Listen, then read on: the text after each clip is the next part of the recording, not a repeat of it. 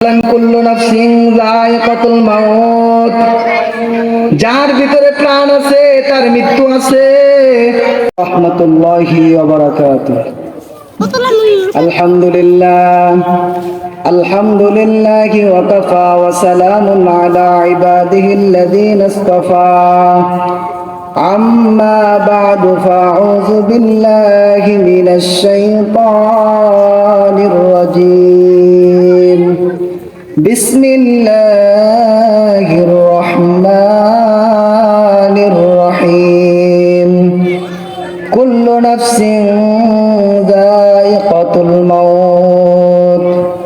وقال رسول الله صلى الله عليه وسلم القبر إما روضة من رياض الجنة أو حفرة من حفر النار أو كما قال عليه الصلاة والسلام। আলহামদুলিল্লাহ, সমস্ত প্রশংসা সে আল্লাহ পাক রব্বুল আলামিনের জন্য, যে আল্লাহ পাক রব্বুল আলামিন আমাদেরকে মহব্বত করে আর ভালোবেসে আমাদেরকে একটা দ্বীনি মজলিসে বসার এবং কিছু কথা বলার তৌফিক দান করেছেন। সে মহান রব্বুল আলামিনের দরবারে দিল থেকে শুকর আদায় করি আলহামদুলিল্লাহ। যে নবী সুপারিশ ব্যতীত মুসলমানদের জান্নাতে যাওয়া মুশকিল হয়ে যাবে, যে নবীকে কেন্দ্র করে আমাদেরকে সৃষ্টি করা হয়েছে, সেই নবীর প্রতি ছোট্ট একটা দরুদ পড়ি সাল্লাল্লাহু আলাইহি ওয়াসাল্লাম। মুহতারাম হাজিরিন, আমি একটা আয়াত এবং হাদিস পাঠ করেছি। এই আয়াত হাদিসের উপর ভিত্তি করে কিছু কথা বলার চেষ্টা করব ইনশাআল্লাহ। পৃথিবীতে এমন কোনো বিষয় নেই যে বিষয়টার ভিতরে মতনৈক্য নেই, মত পার্থক্য নেই, ইখতিলাফ নেই। প্রত্যেকটা বিষয়ের ভিতরে মত পার্থক্য আছে। একটা ঘর বানাইবেন, তারপরে সন্তান বলবে বাবা ঘরটা এদিকে উঠাইলে ভালো হয়, স্ত্রী বলবে এদিকে উঠাইলে ভালো হয়। প্রত্যেকটা বিষয়ের ভিতরে মতনৈক্য আর মত পার্থক্য আছে, কথা বলেন ঠিক কিনা? কিন্তু এমন একটা বিষয় রয়েছে যেই বিষয়টার ভিতরে কোনো পার্থক্য নাই, কোনো মতবিরোধ নাই। চাই সে ইহুদি হোক, কাফের হোক, মুশরিক হোক, বৌদ্ধ হোক, আর যেই প্রকারের যেই বর্ণের হোক না কেন, এই বিষয়টার ভিতরে কারো কোনো ইখতিলাফ নাই, কারো কোনো মতলক্ষ্য নাই। সেটা হলো মানুষের মৃত্যু, কথা বলেন ঠিক কিনা? মানুষের মৃত্যু সম্পর্কে কারো কোনো দ্বিমত নাই। আমাদেরকে মৃত্যুবরণ করতেই হবে। এজন্য আল্লাহ পাক রব্বুল আলামিন কোরআনের ভিতরে বলেন কুল্লু নাফসিন যায়িকাতুল মাউত, যার ভিতরে প্রাণ আছে তার মৃত্যু আছে। ওই কিয়ামতের ময়দানে তোমার আমলের বদলা তোমাকেই দেওয়া হবে, পরিপূর্ণভাবে দেওয়া হবে। যাকে জাহান্নাম থেকে দূরে রাখা হবে, জান্নাতে প্রবেশ করানো হবে,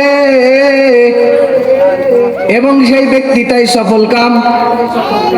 এবং দুনিয়ার জীবনটা ধোঁকা ছাড়া আর কিছুই না। আমাদেরকে কি করতে হবে? মৃত্যুবরণ করতে হবে। এই দুনিয়ায় সারা জীবন আমরা থাকতে পারবো না। আমরা টাকা দিয়ে মৃত্যুর হাত থেকে বাঁচতে পারবো না, বাড়ি দিয়েও মৃত্যুর হাত থেকে বাঁচতে পারবো না, ক্ষমতার দাপটেও মৃত্যুর হাত থেকে বাঁচতে পারবো না। তুমি মনে করতেছো তোমার টাকার অভাব নাই, বাড়ির অভাব নাই, গাড়ির অভাব নাই, কোনো কিছুর অভাব নাই, আর তুমি বাইচে গেলা। না না, তুমি বাঁচতে পারবা না, তোমাকে একদিন মৃত্যুবরণ করতেই হবে। ও মুসলমান ইমানদার, আল্লাহর গোলাম, ভালো করে মনে রাখবা, মৃত্যুর হাত থেকে কেউ বাঁচতে পারবে না। ক্ষমতার কারণে যদি মৃত্যু থেকে বাঁচা যাইতো, সুলাইমান নবী মরতো না, হযরত সুলাইমান নবী মরতো না, নমরুদ মরতো না। তাদের টাকার অভাব ছিল না, ক্ষমতার কোনো অভাব ছিল না, এরা কেউ মরতো না। কিন্তু আজকে আফসোস, তাদের কেউ আজকে দুনিয়াতে নাই। ঠিক আপনাকে আমাকেও দুনিয়া থেকে একদিন চলে যেতেই হবে। মৃত্যু সবারই হবে, সে যেই বর্ণের আর যেই প্রকারের হোক না কেন, মৃত্যু তার হবেই। তবে মানুষের মৃত্যুর সুরত হলো দুইটা, একটা হলো বদকার ব্যক্তির মৃত্যু, আর একটা হলো নেককার ব্যক্তির মৃত্যু। দুই ব্যক্তির মৃত্যুর সুরতটা একরকম হবে না, দুই ব্যক্তির মৃত্যুর আকৃতিটা একরকম হবে না। নেককার ব্যক্তির মৃত্যুটা কিভাবে হবে, হযরত আজরাইল আলাইহিস সালাম কিভাবে তার মৃত্যুর সুরতটা ধারণ করবে। হযরত আজরাইল আলাইহিস সালাম মুমূর্ষু ব্যক্তির কাছে যখন আসবেন, তার সাথে আরো অনেক ফেরেশতা থাকবে, সকলের কাছে রায়গানের ফুলদানি থাকবে। তারা ফুলদানি থেকে প্রত্যেক প্রকারের ফুল থেকে 20 প্রকারের ঘ্রাণ ছড়াবে। শুধু তাই নয় মুসলমান ইমানদার, তার সামনে ওই ব্যক্তির সামনে জান্নাতের হুরগুলো নাচতে থাকবে, হুর গিলবান নাচতে থাকবে, জান্নাতের বড় বড় নিয়ামতগুলো তাকে দেখানো হবে। এই সমস্ত কিছু দেখার পর ওই ব্যক্তি দুনিয়া থেকে চলে যাওয়ার জন্য পাগল হয়ে যাবে। তখন আল্লাহ পাক রব্বুল আলামিন তাকে সান্ত্বনা দিয়া বলেন, আল্লাহ বলেন, ইয়া আইয়াতুহান নাফসুল মুতমাইন্না ইরজিই ইলা রাব্বিকি রাদিয়াতাম মারদিয়া ফাদখুলি ফি ইবাদি ওয়াদখুলি জান্নাতি। আল্লাহ পাক বলেন, ইয়া আইয়াতুহান নাফসুল মুতমাইন্না, হে নফসে মুতমাইন্না ওয়ালা, হে প্রশান্তময় হৃদয়, ইরজিই ইলা রাব্বিকি রাদিয়াতাম মারদিয়া, তুমি তোমার রবের নিকট ফিরে যাও সন্তুষ্ট এবং সন্তোষ ভাজন হইয়া। ফাদখুলি ফি ইবাদি, আমার বান্দাদের অন্তর্ভুক্ত হয়ে যাও। ওয়াদখুলি জান্নাতি, আমার জান্নাতে প্রবেশ করো। নেককার ব্যক্তিকে এই কথাগুলো বলা হবে। নেককার ব্যক্তি তারপরেও পাগল হয়ে যাবে দুনিয়া থেকে চলে যাওয়ার জন্য। এরপর ফেরেশতারা তাকে দলে দলে সান্ত্বনার বাণী শোনাইতে থাকে, তারা সান্ত্বনা দিতে থাকে। সান্ত্বনার বাণীটা আল্লাহ রাব্বুল আলামিন কোরআনের ভিতরে এভাবে ঘোষণা করেন।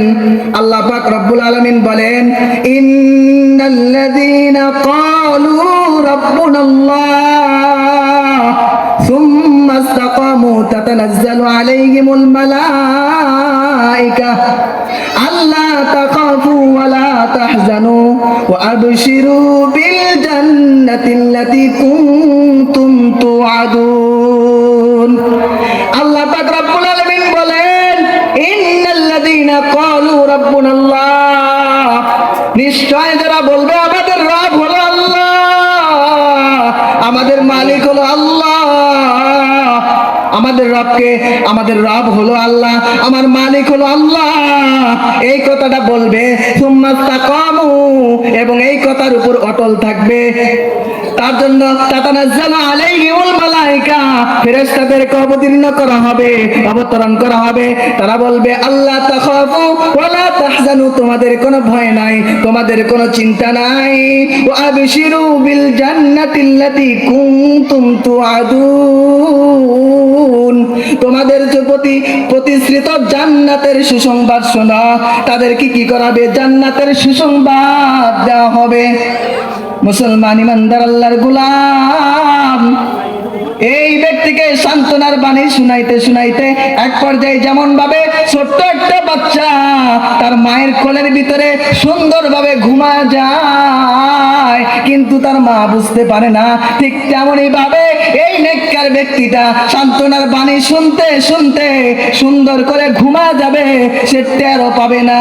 মুসলমান ইমানদার, এরপরে যখন কবরটাকে জানটা কবজ করা হবে, কবরে নামানো হবে, কবরে নামানোর পরে